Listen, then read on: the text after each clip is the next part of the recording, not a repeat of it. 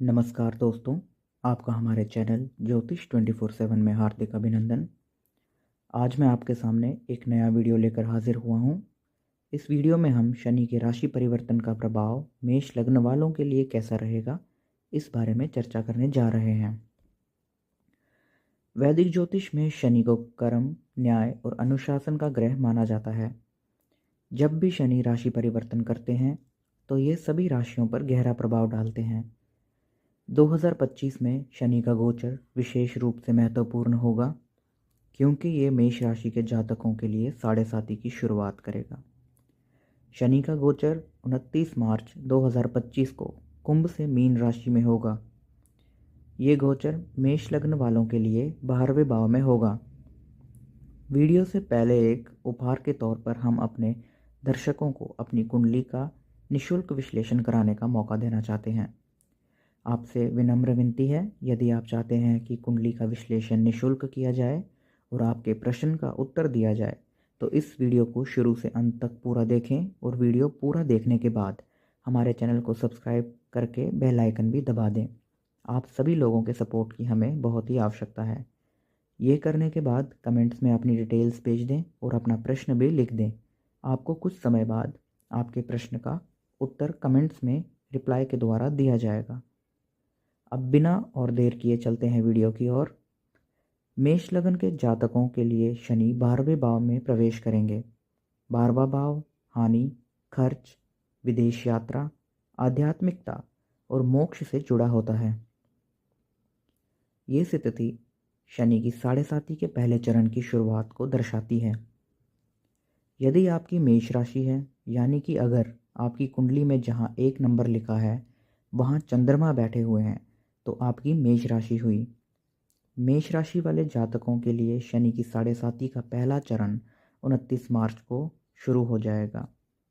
इसका कुछ प्रभाव मेष लग्न वालों पर भी पड़ेगा, इसलिए मेष राशि और मेष लग्न वाले जातक दोनों इस वीडियो को देख सकते हैं।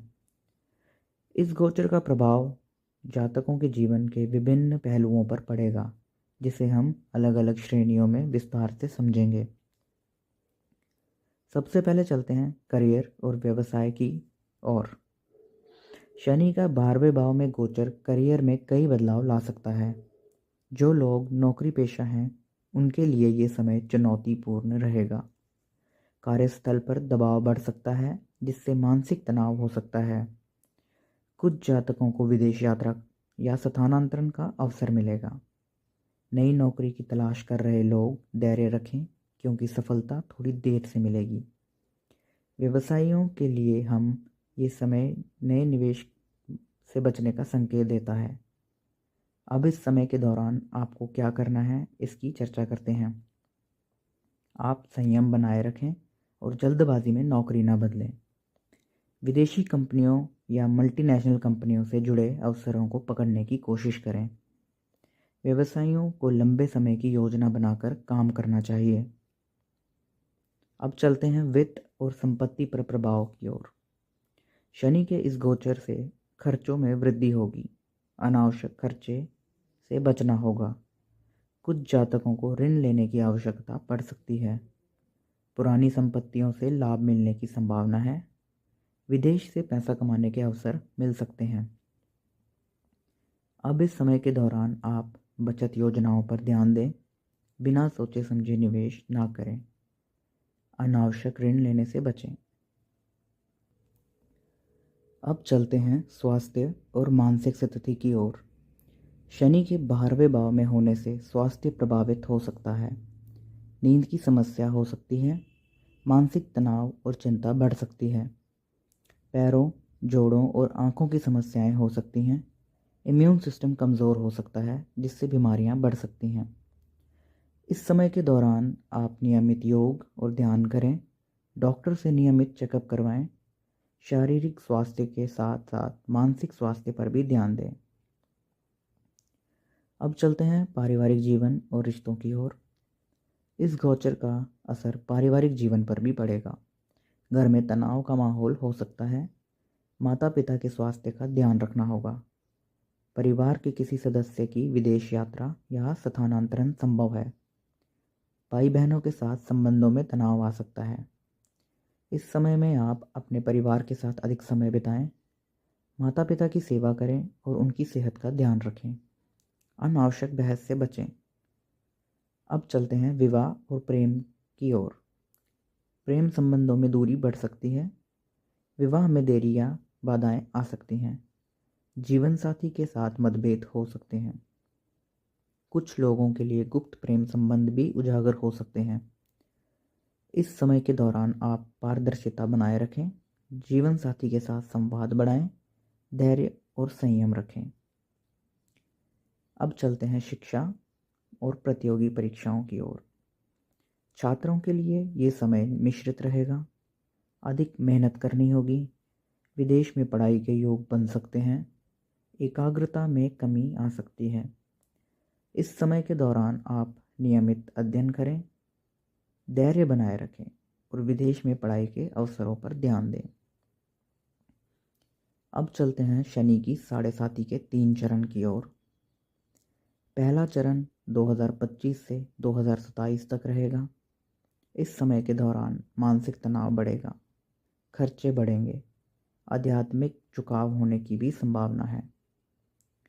अब चलते हैं दूसरे चरण की ओर, जो कि 2027 से 2030 तक रहेगा।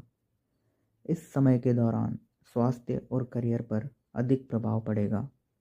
रिश्तों में बदलाव आ सकता है।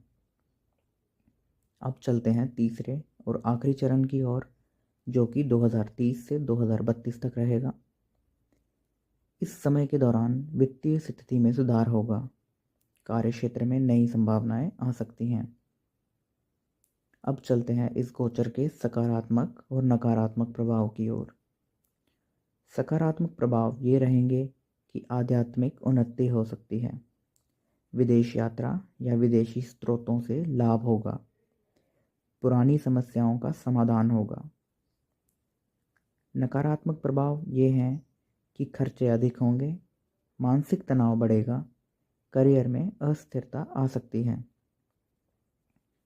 अब बात करते हैं कि इस समय में आपको क्या उपाय करने चाहिए जिससे कि शनि के गोचर के प्रभाव की तीव्रता थोड़ी कम हो और आप उसे आसानी से मुकाबला कर सकें।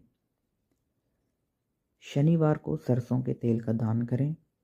हनुमान चालीसा का नियमित पाठ करें। काले तिल और उड़द दान करें। ज़रूरतमंदों की सेवा करें।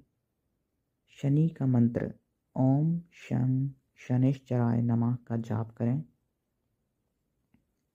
अंत में निष्कर्ष ये निकलता है कि शनि का गोचर मेष लग्न के जातकों के लिए महत्वपूर्ण परिवर्तन लेकर आएगा।